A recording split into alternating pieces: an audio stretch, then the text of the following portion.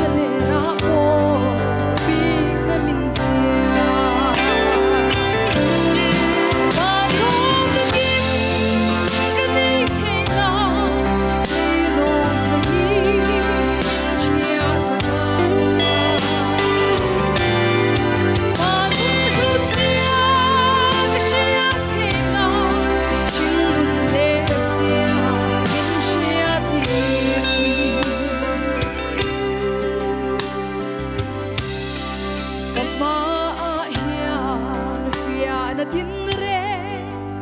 aron tira ama fekin tinre saka kathei na sum ka so khopo em ma lo mai atsam ti